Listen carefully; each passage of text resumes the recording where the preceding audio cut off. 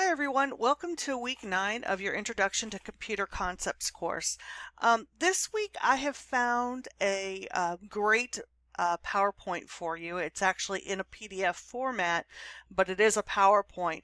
It's actually by the same publisher as the publisher of our current textbook, but it gets into a lot more detail about this week's topic than what our own textbook does. So I wanted to make sure to share that with you. So this will be uploaded in its entirety in the course, but just wanted to point out a few highlights to you. This is obviously from chapter 5 of the textbook that this came from, but this matches up almost exactly with this week's material. Now it does touch a little bit on next week's material as well, but I just wanted to again point out some highlights to you.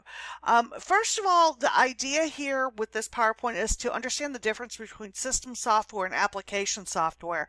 So this week our textbook covers just system software. Next week it covers application software. So I just want you to kind of understand that although this covers both, it kind of covers both weeks as well. So first of all, the thing I want to point out first is the difference between system software and application software. System software is those background programs that control the computer, whereas application software are programs that actually allow you to do something, whether it's Word, playing a game, going out on the internet, all of those kinds of things. So think of the system software as the background stuff that runs everything else. The application software is going to do something specific for you. So keep that in mind as you go through this PowerPoint. This, I think, is a great visual that kind of shows you how those two systems work together. So here they're talking about how an operating system is a collection of programs that manage and coordinate the activities that take place within a computer system.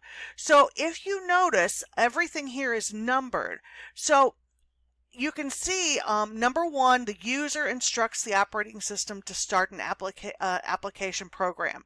Then the operating system does something. So every time you see blue, that's the operating system.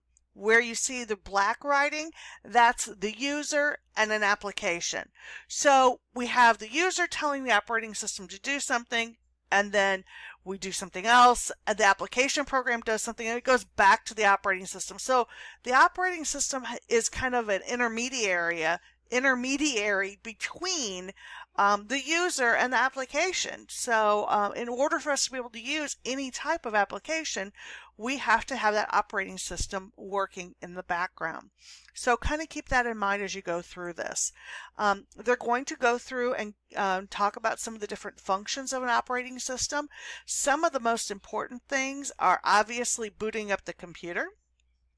It's going to be configuring devices. So anytime you go to, say you go to plug your headset in, a lot of times your computer operating system is configured in such a manner that it's going to recognize that you added something to it. So it's going to automatically go out there and find new hardware, things like that. It's going to do file management. And then a lot of security things. So anytime a program malfunctions, your operating system is the one that's going to be out there saying, hey, look at this, what happened, yada, yada, yada. So another thing I wanted to point out, obviously lots of multitasking going on with an operating system and things like that. But one other thing I wanted to point out on this, and let me get to that particular slide. Hang on one second, is some of the differences among the different operating systems. So you're going to be looking at the Windows, you're going to be looking at Mac, and then Linux, which for the most part, most of us are either running Windows or Macs. So make sure that you go through and you review those particular slides as well. Our textbook doesn't really get into a lot of that detail, but this slide deck does. So make sure that you're going through and learning what that means, what exactly is Windows, what's the difference between Windows or Mac, and things like that. So as you're going through this week's material, if you have any questions or problems, please make sure that you reach out to me and have a great week.